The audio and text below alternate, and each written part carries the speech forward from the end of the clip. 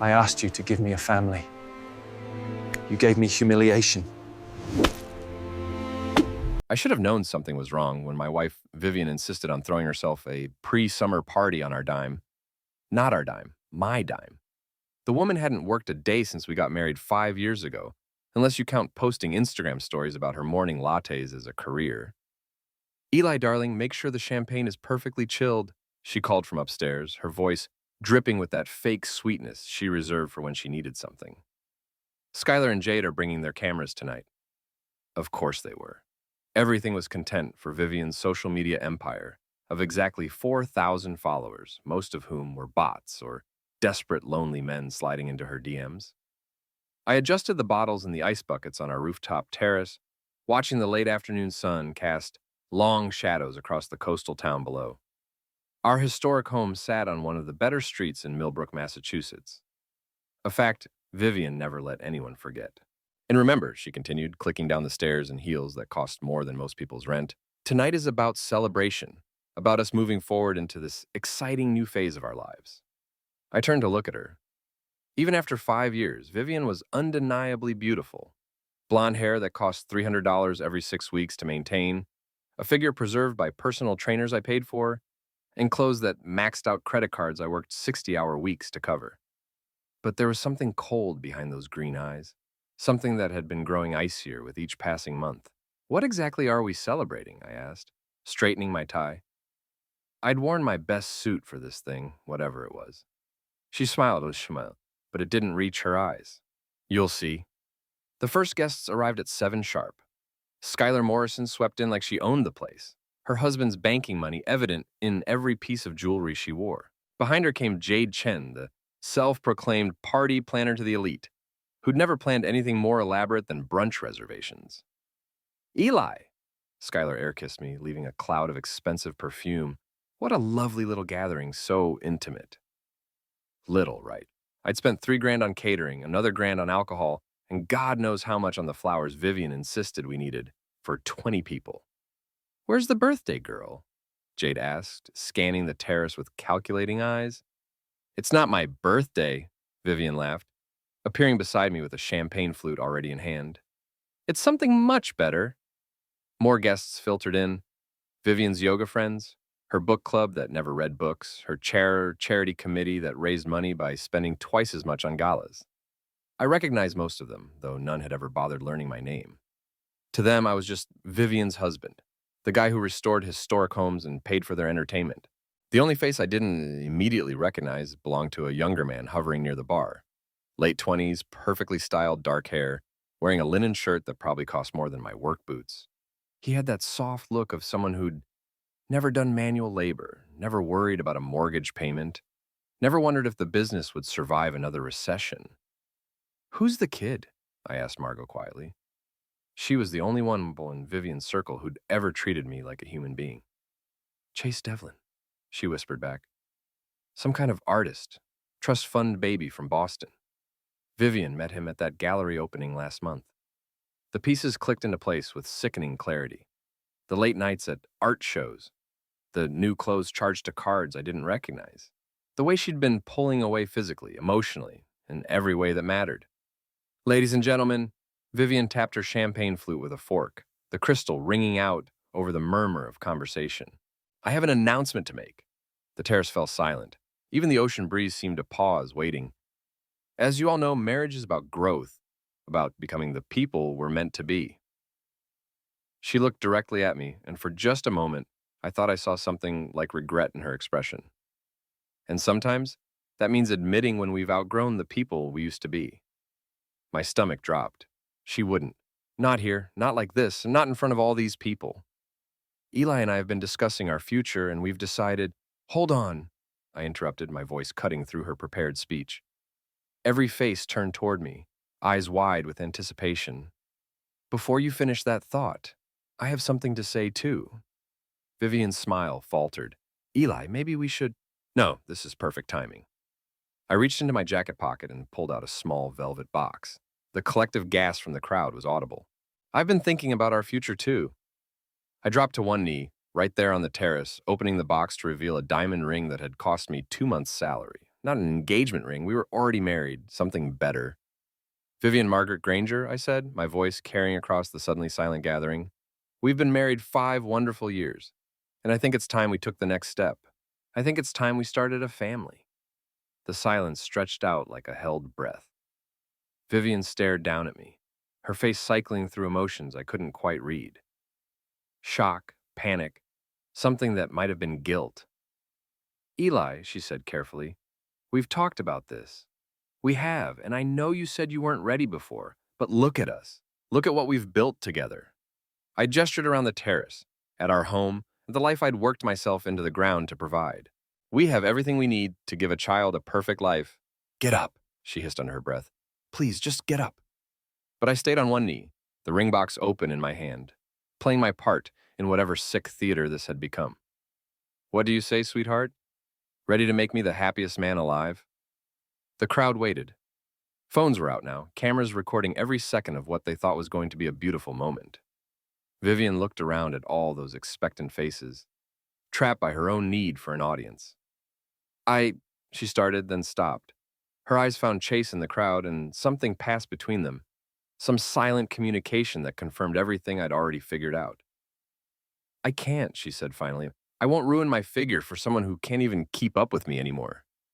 The words hit like a physical blow. Around us, the crowd shifted uncomfortably. This wasn't the romantic moment they'd expected to witness. I stayed on one knee for another beat, letting the humiliation wash over me, letting everyone see exactly who Vivian really was. Then I slowly stood, closed the ring box, and slipped it back into my pocket. Well, I said, my voice perfectly calm. That's certainly clear enough.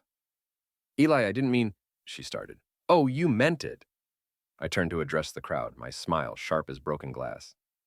Ladies and gentlemen, my wife has just given me the greatest gift of our marriage, clarity. I walked to the bar, picked up a champagne bottle, and raised it high.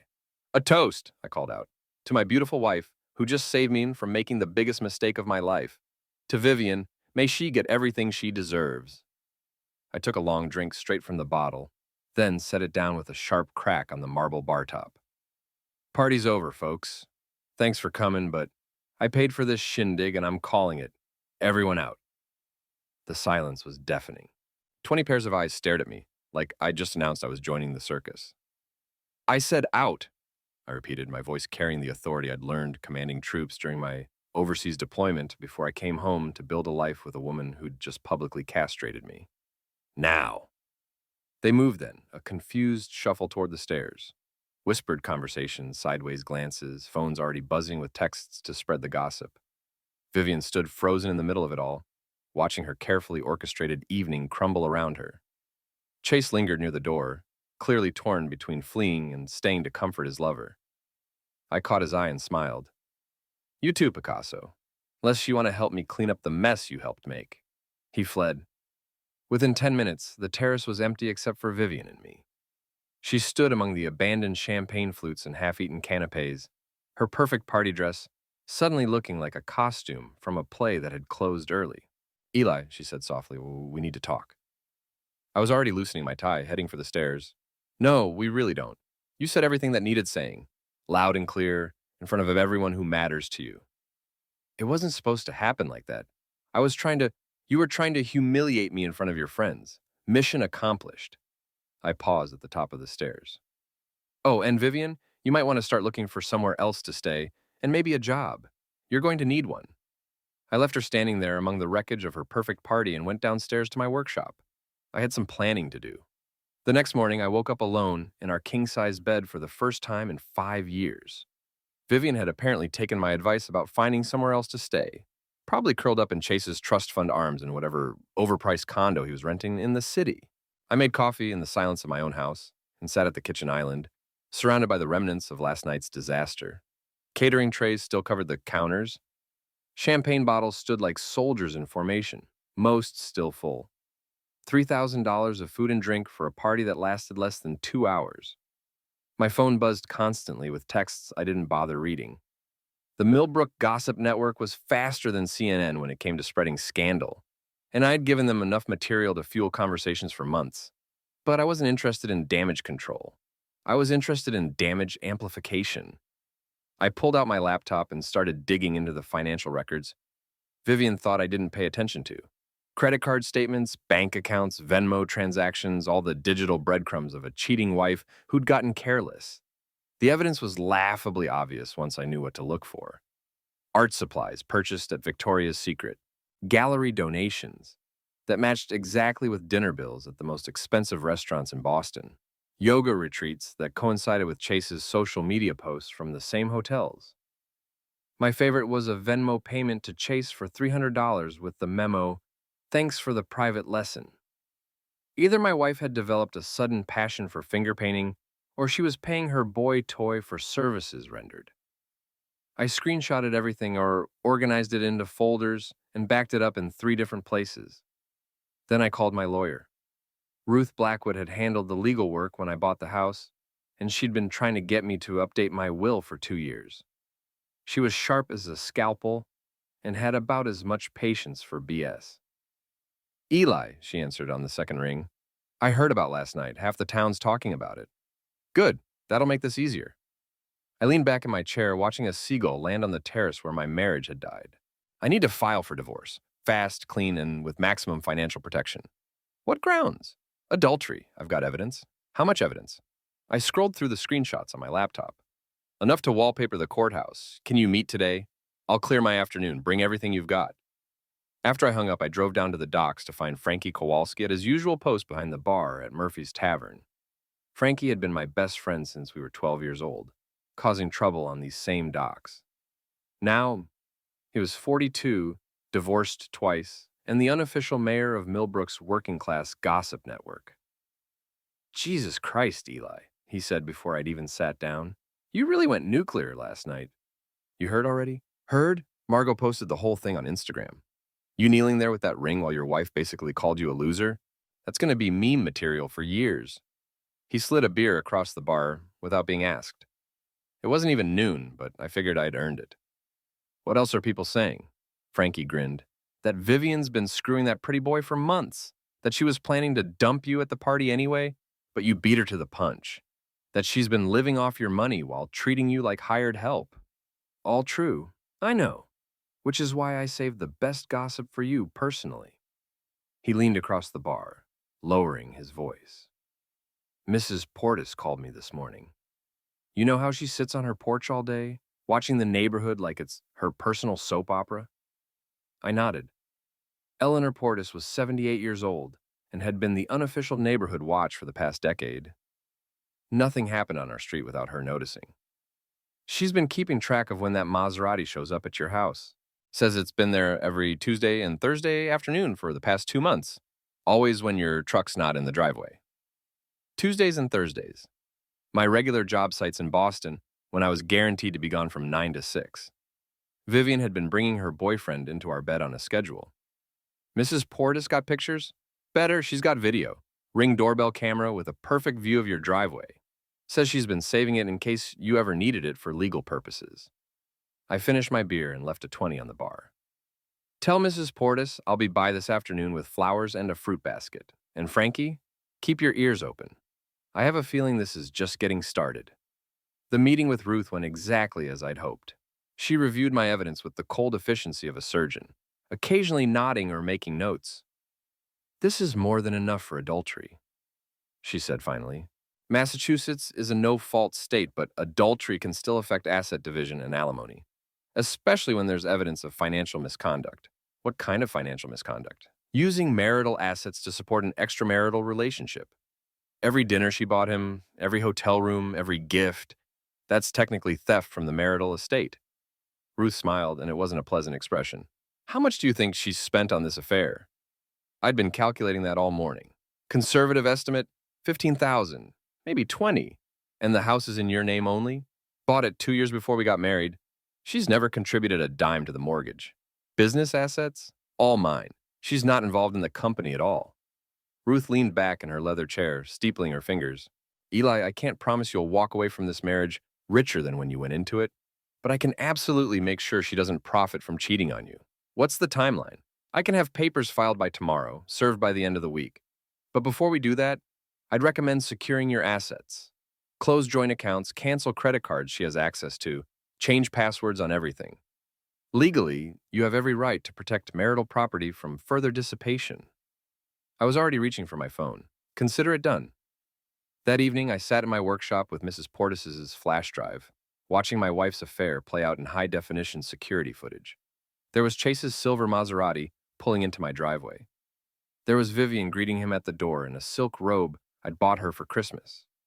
There they were, 2 hours later, him leaving with his shirt untucked and her waving goodbye like a suburban housewife sending her husband off to work.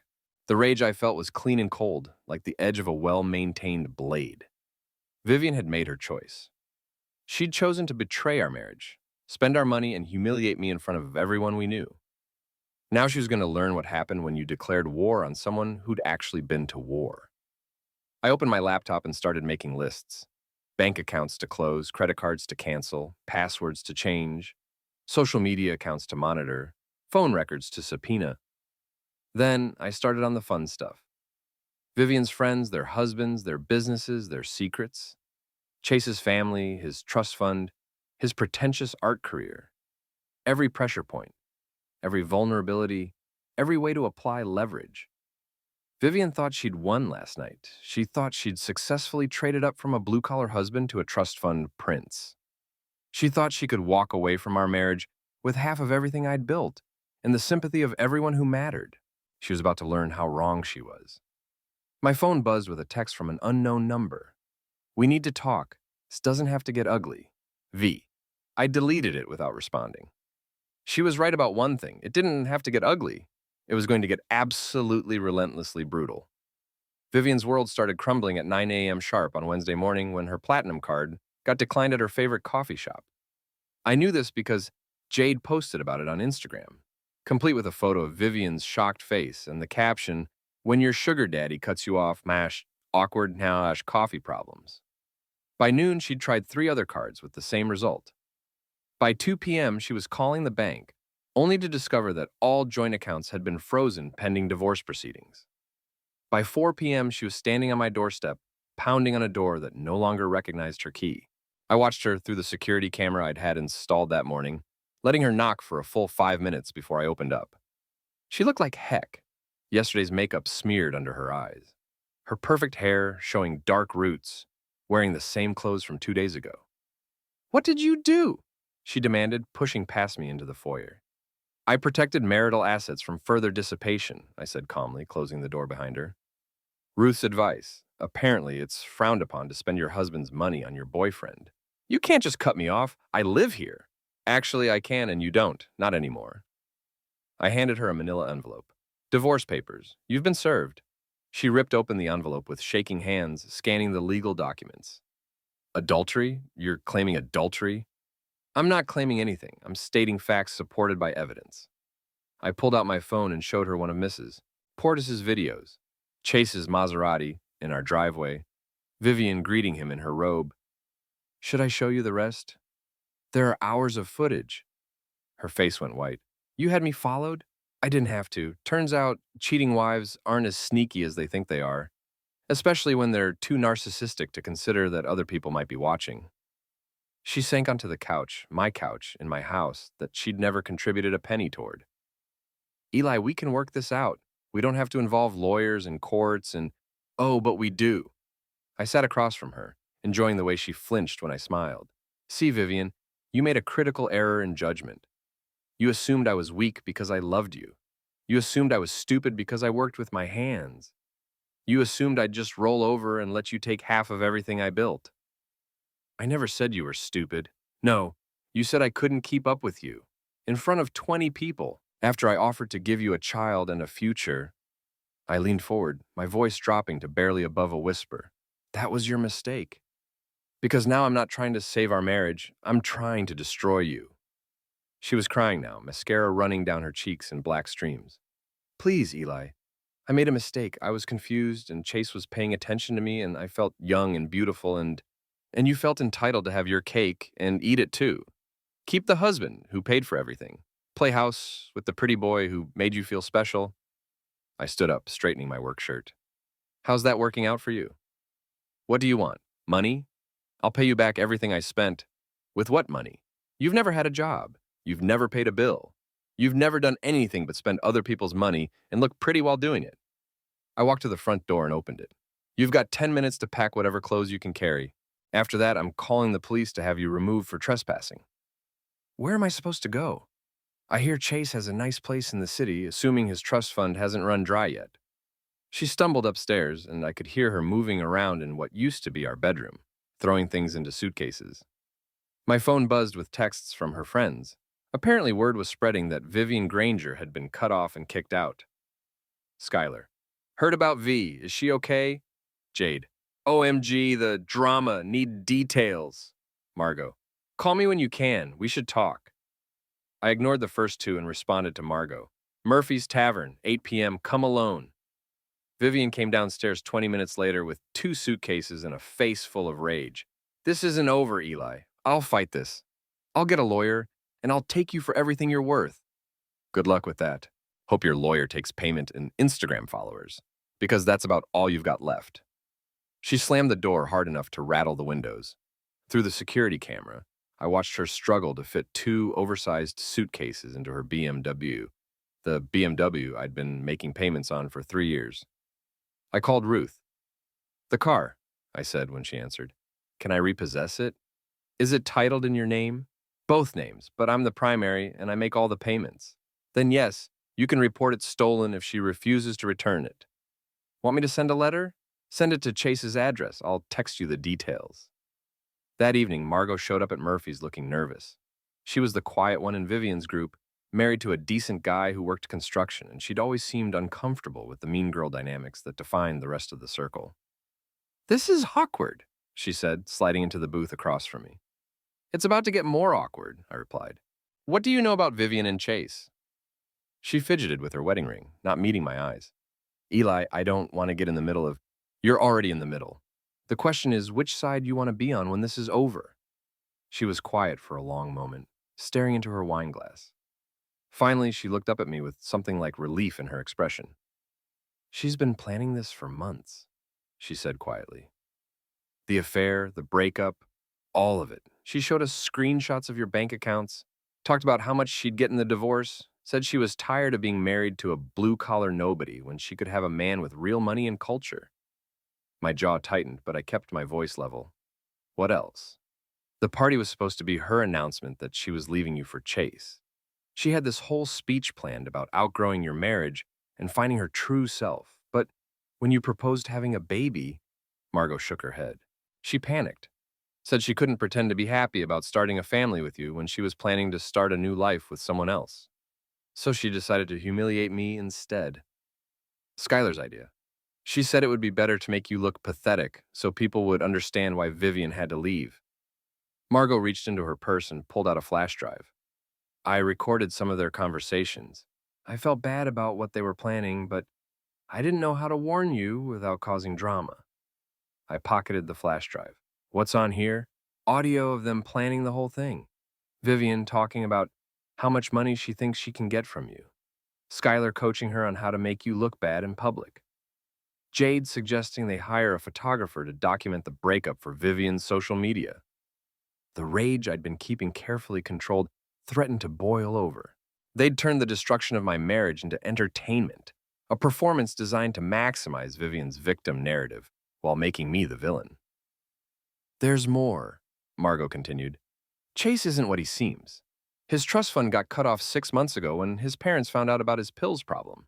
He's been living off credit cards and loans, pretending to be rich while he's actually broke. Vivian doesn't know. Now that was interesting. How do you know? My husband's company did some work on his condo. Chase bounced 3 checks before he finally paid in cash, crumpled 20s like he'd been saving up his allowance. I smiled for the first time all day. Margot, you just became my favorite person in this whole mess. I never liked how they treated you, she said. You're a good man, Eli. You deserve better than what she did to you. I'm about to get exactly what I deserve. And so is she. That night, I sat in my workshop listening to the audio files Margot had given me. Vivian's voice, clear as day, discussing her exit strategy like a corporate takeover. The house is worth at least $800,000, so I should get $400 from that, plus alimony, plus half his business assets. I'm thinking I can walk away with at least 600,000, maybe more if I play it right. Skylar's voice. You need to document everything that makes him look bad. Take pictures if he gets angry, record him if he yells. Judges love that domestic violence angle. Jaden. And make sure everyone knows you're the victim here. Post about your healing journey, your brave new beginning. The sympathy will get you more followers than any sponsored content. They'd plan to destroy me financially, socially, and legally, all while positioning Vivian as a brave woman escaping an oppressive marriage. I copied the files to 3 different backup locations, then started drafting emails. One to Ruth with the new evidence, one to a private investigator I'd worked with on insurance fraud cases, and one to a contact I had at the local newspaper, a reporter who specialized in exposing the hypocrisy of Millbrook's social elite. Vivian wanted to play games? Fine, but she'd just brought a plastic knife to a serious battle, and I'd been collecting ammunition for years. My phone buzzed with a text from Chase. We need to talk, man to man, tomorrow noon, Harbor Cafe. I typed back, see you there, Picasso. This was going to be fun. Chase was already sitting at a corner table when I walked into Harbor Cafe the next day, trying to look casual in his artfully distressed jeans and vintage band t-shirt that probably cost more than most people's car payments. He'd ordered some complicated coffee drink with foam art, because of course he had. I sat down across from him without ordering anything. You wanted to talk? Talk. He shifted uncomfortably, running a hand through his perfectly styled hair. Look, Eli, this whole situation has gotten out of hand. Vivian's really upset, and I think we can all handle this like adults. Adults don't be with other men's wives in their own beds, I replied calmly. But please, continue. His face flushed red. It's not like that. Vivian and we have a real connection, something deeper than just physical. Right, that's why you've been paying for dinners with her husband's credit cards and letting her buy you presents with her husband's money. Very deep, very spiritual.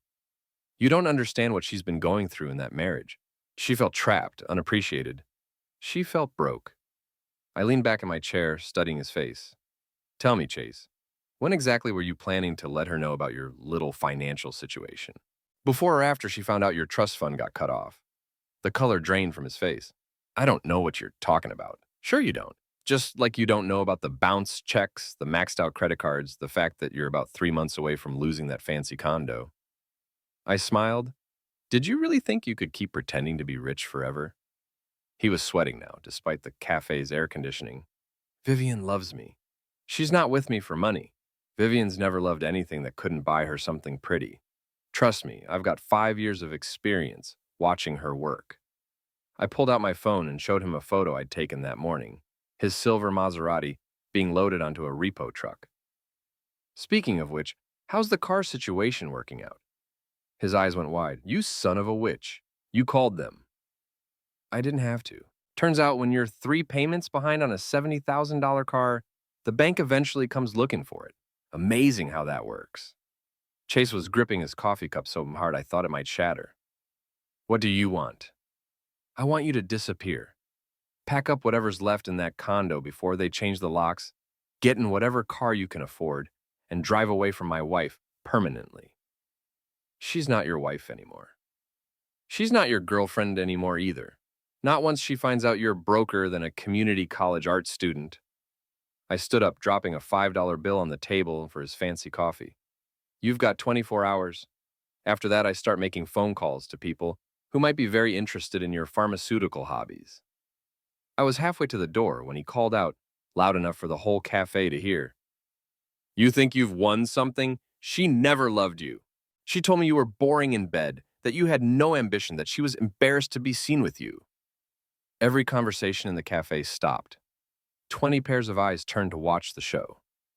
I slowly walked back to his table and leaned down close enough that only he could hear me. The difference between you and me, I said quietly, is that I never had to pay for her attention. You've been spending money you don't have to impress a woman who's going to dump you the second she finds out you're poor. I'm going to enjoy watching that happen. I straightened up and addressed the room full of staring faces. Sorry for the disruption, folks. Young love, you know how it is. The laughter that followed me out the door was worth every penny this divorce was going to cost me. That afternoon, Vivian called me 17 times. I let every call go to voicemail, then listened to her messages while I worked on refinishing a Victorian-era banister in my shop. Message 1. Eli, we need to talk. Chase told me what you said to him, and you're being completely unreasonable. Message 5. I know you're angry, but destroying Chase's life isn't going to fix our marriage. Message 10. His car got repossessed. Did you have something to do with that? Message 15. Call me back, goddammit. You can't just ignore me forever. Message 17. I know you think you're punishing me, but you're only hurting yourself. I'm trying to handle this with dignity, but you're making it impossible. Dignity. That was rich coming from a woman who'd been screwing her boyfriend in our marital bed twice a week for 2 months. My phone rang again, Frankie this time. You need to get down to Murphy's, he said without preamble. Your wife's here with her girlfriends, and they're getting loud. Drunk loud or angry loud. Both. And they're talking about you, specifically. They're talking about how they're going to make sure everyone in town knows what a controlling a-hole you are. I looked at the half-finished banister, then at my watch. 5:30 on a Thursday evening, prime time for Millbrook's after-work gossip session. Save me a seat at the bar, I said. This should be entertaining. Murphy's was packed when I arrived, the usual mix of construction workers, fishermen, and service industry folks who kept the town running, while the yacht club crowd looked down their noses at us. Vivian and her remaining friends had claimed a high-top table in the center of the room, clearly performing their outrage for maximum audience. Skylar was in full dramatic mode, gesturing with her wine glass as she spoke. I mean, it's financial misuse, plain and simple. Cutting off her access to money, kicking her out of her own home. It's not her home, called out Danny Morrison, one of the guys from my crew. She never paid for any of it. That's not the point, Jade snapped. She's his wife. She has rights. She had responsibilities too, said another voice from the crowd, like not screwing around on her husband. The room was taking sides, and it wasn't going the way Vivian's friends had expected. These weren't country club wives who lived off their husband's money without contributing anything. These were working people who understood that marriage was a partnership, not a meal ticket. Vivian spotted me at the bar and stood up unsteadily. She'd clearly been drinking for a while. There he is, she announced, pointing at me with theatrical flair. The man who thinks he can control his wife by taking away her credit cards. The room went quiet.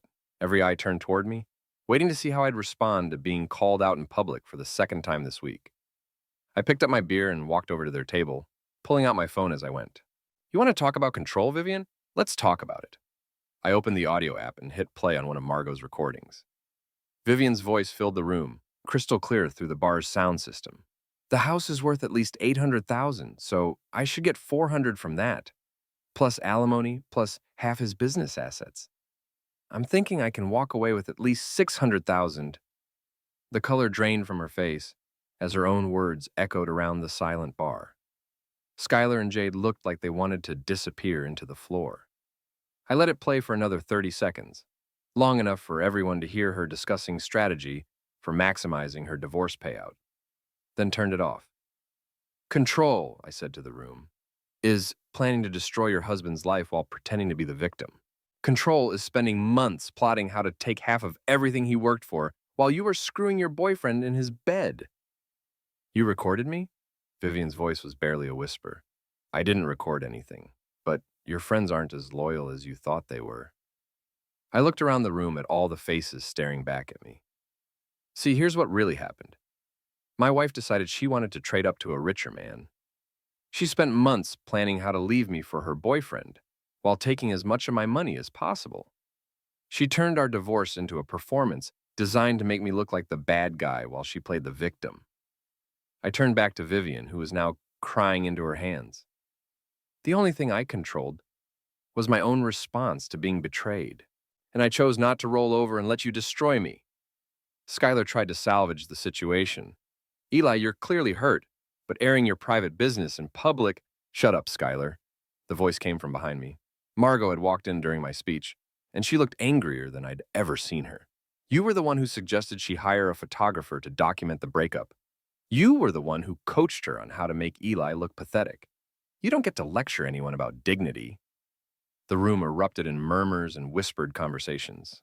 Vivian's public support was evaporating in real time as people processed what they'd heard. This is insane, Jade said, standing up and grabbing her purse. I'm not staying for this. Good idea, I replied. Don't let the door hit you on the way out. She fled, followed quickly by Skylar, who shot me a look that could have melted steel. That left Vivian alone at the table, mascara running down her cheeks, surrounded by a room full of people who now knew exactly who she really was.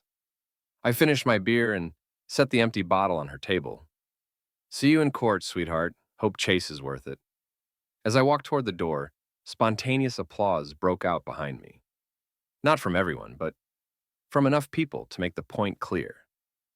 Millbrook's working class had chosen their side in this divorce, and it wasn't Team Vivian. My phone was buzzing with texts before I even reached my truck. Frankie. Holy crap, that was beautiful. Ruth. Whatever you just did, I'm getting calls. Good calls. Annie. Drinks are on me tomorrow. That was epic. And one from an unknown number that made me smile. You bastard. This isn't over. V. I typed back, you're right, it's just getting started.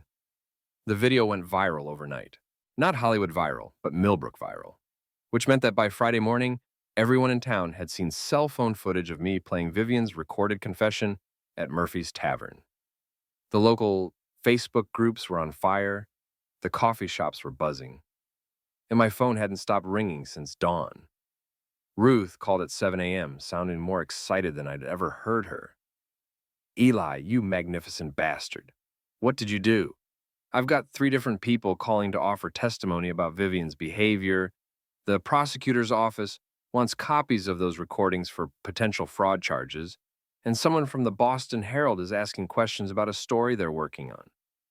Fraud charges? Using marital assets to fund an extramarital affair can be prosecuted as theft in Massachusetts, especially when there's evidence of premeditation and an intent to defraud the marital estate. She paused, and I could hear papers shuffling.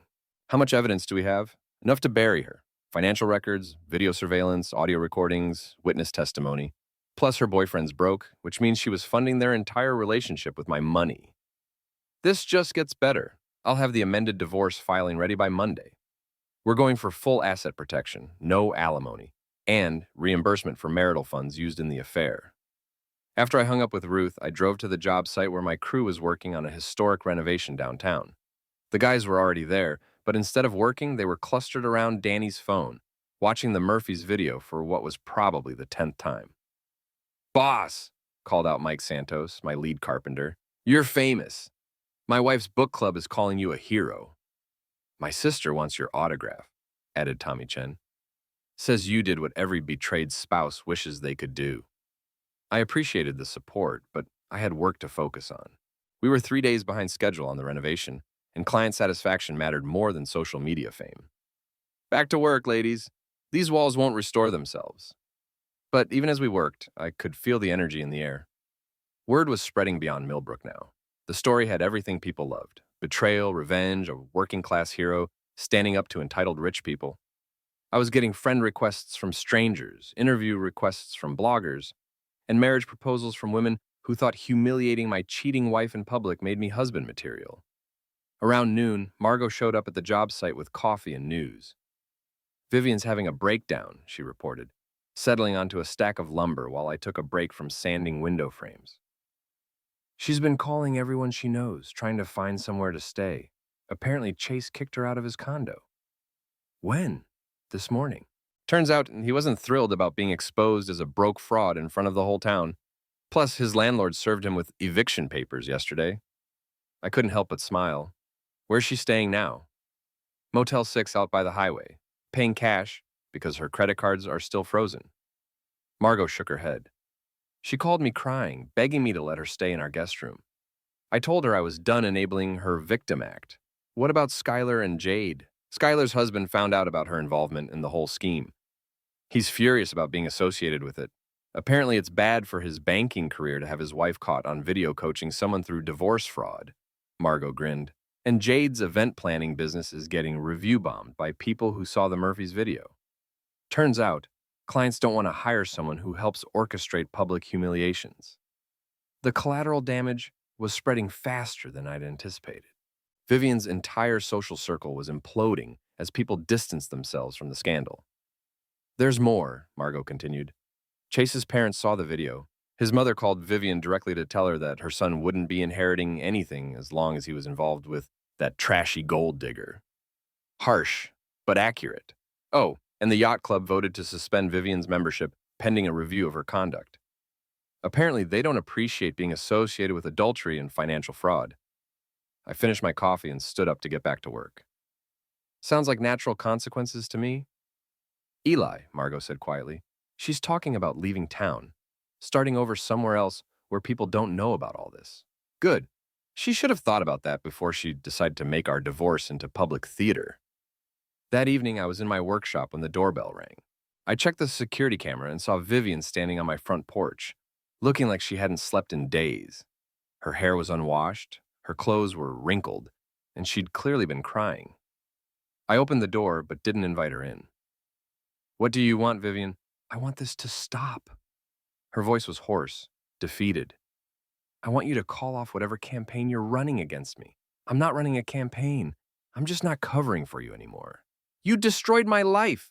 No, you destroyed your life. I just stopped pretending it didn't happen. I leaned against the doorframe, studying her face. How's the motel? She flinched like I'd slapped her. You know about that? I know about everything. Chase dumping you, your friends abandoning you, your parents refusing to take your calls because they're embarrassed by the scandal. I know about the yacht club, the credit cards, the fact that you're down to your last $200 in cash. Please, she whispered. I'll sign whatever divorce papers you want. I'll walk away with nothing. Just make it stop. Make what stop? I'm not doing anything to you. I'm just not protecting you from the consequences of your own choices. The video, the recordings, telling everyone about Chase's money problems. The video was taken in a public place where you chose to perform your victim act.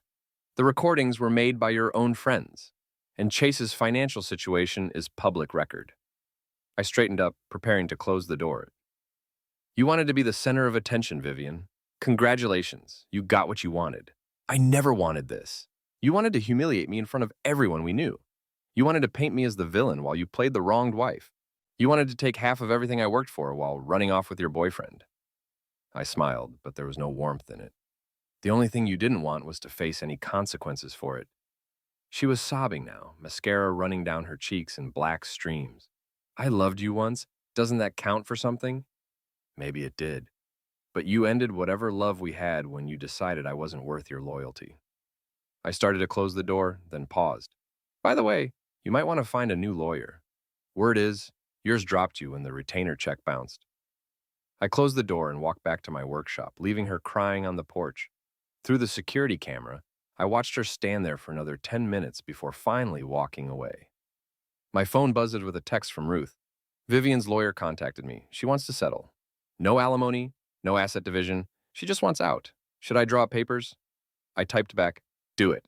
But I want reimbursement for every penny she spent on the affair. How much are we talking? I pulled up my spreadsheets, calculating months of dinners, hotels, gifts, and entertainment. $23,467 plus interest. Jesus, Eli. She really went all out. She thought she was spending her future ex-husband's money. Turns out, she was just digging her own grave. Ruth, papers will be ready Monday. This is going to be the most one-sided divorce settlement I've ever written. I set the phone aside and went back to work on the antique chair I was restoring. The wood was damaged, scarred by years of neglect and misuse, but underneath the surface, the original beauty was still there. It just needed someone willing to do the careful, patient work of bringing it back to life. Unlike my marriage, this chair was worth saving. Outside, I could hear the ocean waves hitting the rocks below the house. The same sound I'd fallen asleep to for the past 7 years, first as a bachelor, then as a husband, now as a man preparing to be single again. But for the first time in months, the sound was peaceful rather than lonely. I was finally free to build the life I actually wanted, instead of the one I'd been performing for someone who never appreciated it. Vivian had wanted to trade up to a better life. Instead, she'd traded away the best thing she'd ever had. A man who would have given her everything if she'd just been honest about what she wanted. Now she had nothing, and I had everything that mattered.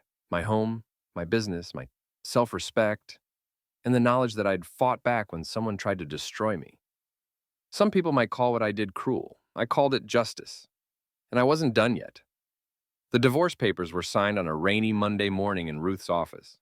Vivian showed up looking like a ghost. pale, thin, wearing a cheap dress I didn't recognize. Her new lawyer was a fresh-faced kid from legal aid who looked like he'd rather be anywhere else. The settlement was exactly what I'd demanded. No alimony, no asset division, full reimbursement for the money she'd spent on her affair. In exchange, she got to walk away without facing criminal fraud charges. Mrs. Granger, Ruth said formally, do you understand that by signing these documents, you're waiving all claims to marital property, including the house, business assets, and retirement accounts? Vivian nodded without looking up from the papers. And you acknowledge that you will repay the sum of $23,467 in marital funds used for extramarital purposes? Another nod. How exactly does your client plan to repay that amount? Ruth asked the legal aid lawyer. She has no income and no assets. The kid shuffled his papers nervously. My client is prepared to enter into a payment plan. No payment plan, I interrupted. Full amount, 30 days, or I press criminal charges. Vivian finally looked up at me, her eyes red-rimmed and desperate. Eli, please, I don't have that kind of money. I can't get a job that pays enough to... You should have thought about that before you spent it. I turned to Ruth. Are the papers ready? She slid the documents across the table. I signed my name with the same pen I'd used to sign our marriage certificate 5 years ago. The irony wasn't lost on me. Vivian signed with shaking hands, her tears dropping onto the legal documents that officially ended our marriage. Congratulations, Ruth said dryly. You're divorced. I walked out of that office a free man for the first time in 5 years. No more joint bank accounts, no more credit card bills for clothes I'd never see her wear. No more pretending to care about her friend's drama. No more walking on eggshells around someone who saw my love as weakness and my generosity as stupidity. But I wasn't quite done with Vivian yet. That evening, I drove to the Motel 6, where she'd been staying since Chase kicked her out. Her BMW, my BMW, was parked outside room 127, looking out of place among the rusted pickup trucks and economy cars. I knocked on the door. She opened it wearing a bathrobe, her hair unwashed, her face puffy from crying. What do you want now? She asked wearily. To give you something. I held out a manila envelope. Consider it a divorce gift. She took it suspiciously, opening it to find a cashier's check for $25,000. I don't understand. It's enough to pay back what you owe me, plus a little extra to get you started somewhere else. Anywhere else. I smiled. There's just one condition. What? You leave Millbrook. Tonight, you pack up whatever's left of your life, you cash that check, and you disappear. Permanently. She stared at the check like it might vanish if she blinked. Why would you do this? Because I want you gone more than I want revenge. Because watching you self-destruct in my hometown is getting boring. I leaned against the doorframe, and because I'm not actually the monster you tried to make me out to be. Eli, don't thank me, don't apologize, don't try to make this into some kind of redemption moment. Just take the money and go. She looked at me for a long moment, and I saw something in her expression I hadn't seen in years. Actual remorse. I really did love you once, she said quietly. I know, but love wasn't enough for you. You wanted more than I could give you, and instead of being honest about it, you decided to take it anyway. I straightened up, preparing to leave. Maybe next time, try talking to your husband before you start shopping for a replacement. I walked back to my truck without looking back. Through the rearview mirror, I saw her standing in the doorway, holding the check, watching me drive away. The next morning, room 120 was empty. The BMW was gone. Vivian Granger had vanished from Millbrook, like she'd never existed at all. 2 weeks later, I threw a party. Not a divorce party, I wasn't that petty.